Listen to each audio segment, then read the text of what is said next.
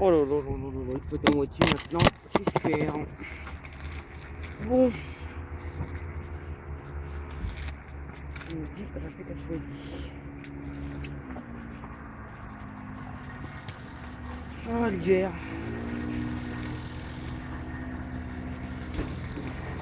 Voilà, j'ai une copine qui voudrait que je monte sur Paris. Là, elle m'en demande beaucoup. J'avoue que, bon, c'est une petite histoire d'attentat. C'est que, bah, moi, je monte sur Paris sans. Je sais pas que j'ai peur de monter sur Paris. Mais c'est simplement que si j'ai pas tous ces kilomètres-là à faire, voilà quoi. Bon, après, à me parler de m'inviter, tout ça, moi, ça me gêne. Ça me gêne toujours un petit peu parce que, voilà, je pars du principe que quand même, il faut pas exagérer, je peux le faire. Mais bon, mettre de l'argent pour un resto, mettre de l'argent pour un truc comme ça, je trouve ça un peu dommage. Je trouve ça un peu dommage parce qu'une fois que vous avez mangé, vous n'avez plus rien. Alors que je peux manger pour moins cher chez moi. Surtout qu'en plus, ah là oui, alors là, merci. Là surtout que je vais apporter un sujet qui va peut-être en fâcher certaines.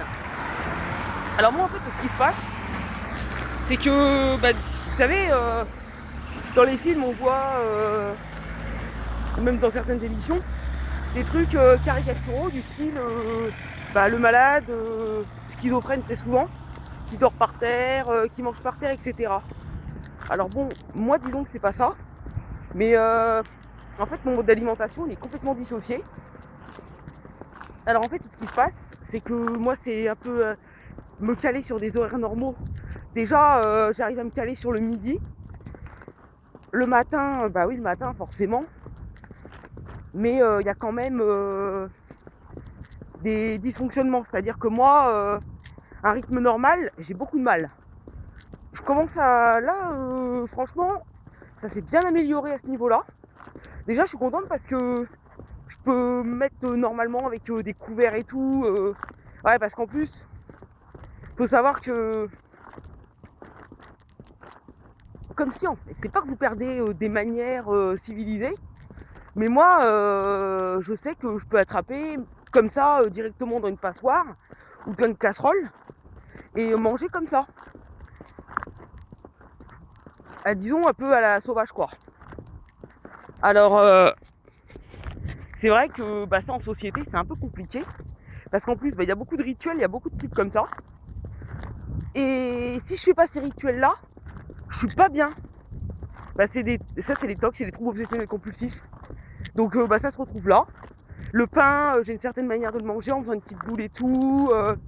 J'aime bien quand c'est mélangé de telle manière, mais pas de telle manière. Et puis, commencer par ça, etc. Donc, du coup, ça fait un peu dissocier le truc. Bon, les mélanges, j'aime pas trop, quoi. Faut que je distingue les trucs. Donc ce qui fait que je me prépare mes trucs souvent toute seule. Ou alors si c'est des personnes qui connaissent. Parce que sinon, je sais pas, j'aime pas. Et en fait, quand je vais dans un restaurant, oui bien sûr, je vais choisir sur la carte. Mais c'est pas préparé exactement comme moi je le fais. Ce qui fait que quand je sors, quand je m'en vais, c'est comme si j'avais rien mangé. Et ouais, je suis pas contente du truc quoi. Donc du coup je remange après en fait. Ouais voilà, comme ça j'ai bien mon truc, je me sens mieux et tout. Et ça c'est vrai que c'est un petit peu difficile à comprendre. Parce que parler vraiment de troubles alimentaires, non, on parlera de troubles obsessionnels compulsifs puisque disons que ça atteint pas le fait de manger ou pas. Mais c'est la manière de faire qui fait que c'est difficilement compatible avec un truc en société quoi. Je vais y arriver mais disons que j'ai l'impression de jouer la comédie. Je suis pas moi en fait. Et du coup c'est comme si je profitais pas du truc. Donc c'est vrai que... Alors je peux le faire de temps en temps. Bon, je sais que ma famille, ils connaissent à peu près et tout, donc on va dans des endroits où ça va me ressembler. Donc moi, je fais un petit effort d'adaptation, mais disons qu'il ne faut pas trop m'en demander non plus, quoi. Parce que, c'est-à-dire que ça, comme le brossage de dents, comme d'autres trucs, j'ai besoin de le faire.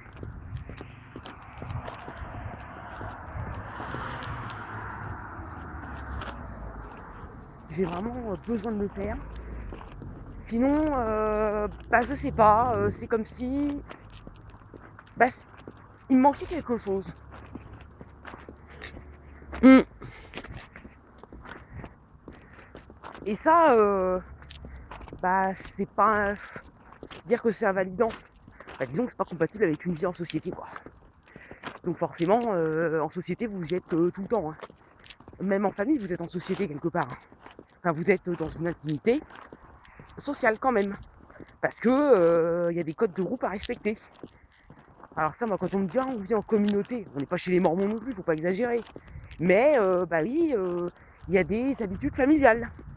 Et moi, malheureusement, en fait, au fur et à mesure que le trouble, il s'est développé, on m'a dit que je voulais plus faire partie. Enfin, mon beau-père m'avait dit quand j'avais 13 ans, donc là, en fait, quand les troubles, ils ont vraiment commencé, si vous voulez, suite à la dépression que j'ai fait par rapport à la classe européenne, tout ça, pendant l'été, j'ai senti que je commençais à avoir vraiment des angoisses. J'ai senti qu'il y avait un truc qui allait pas, quoi.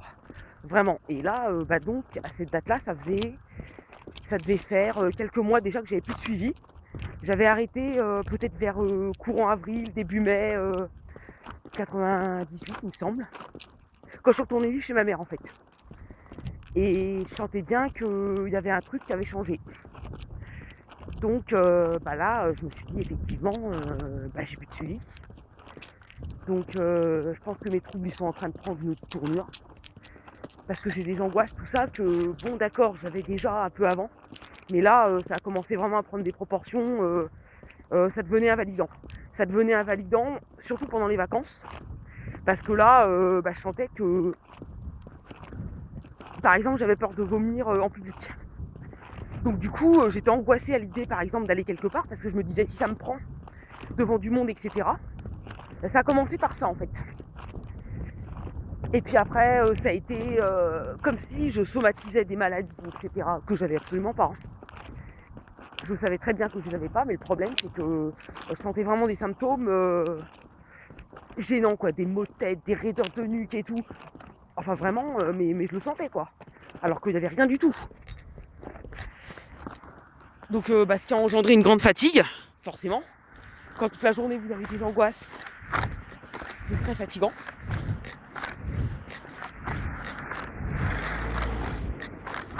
D'où les endormissements comme ça inopinés. Parce qu'il y a eu trop d'angoisse à un moment donné. Donc c'est fatigant. Mais ça, pour le coup, vous vous en rendez pas compte.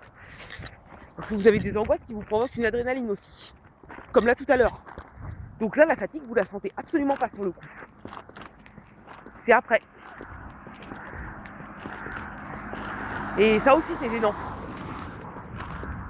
Parce que ça, cette histoire d'endormissement en public et tout, ça m'est déjà arrivé. Invité chez des gens, etc. Mais malheureusement, m'endormant comme ça, brutalement, pour me réveiller une fois chez moi, puis alors après, forcément, plus dormir, puisque j'avais déjà dormi plusieurs heures chez la personne. Donc c'est vrai que, oui, faut se rendre à l'évidence, la maladie, elle est difficile à concilier avec une vie sociale standard de tout le monde. Enfin, du moins, de gens pas diagnostiqués. Donc, moi, justement, comme je le sais, je me dis, c'est gênant de l'imposer aux autres, parce que les autres, ils voient. C'est gênant de l'imposer aux autres, parce qu'en plus, ça peut plomber une ambiance, ça peut plomber une soirée, ça peut plomber un repas, etc. Donc, c'est vrai que moi, oui, j'ai un peu quand même cette culpabilité-là, de me dire, non, j'ai pas envie d'imposer mon trouble aux autres, ils y sont pour rien. Alors après, bien sûr, on va dire, ouais, mais les autres, ils ont qu'à s'adapter. Ils peuvent pas, faut pas leur demander de s'adapter en permanence, hein.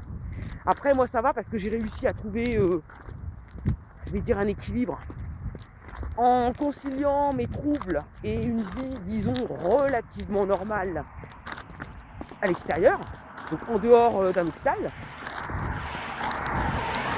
Maintenant, faut savoir que ça va tant qu'on ne déroge pas trop des habitudes. Maintenant, si on commence à créer des gros bouleversements, etc., où il n'y a plus de possibilité d'avoir mes repères et tout, bah là, je craindrais le pire, franchement.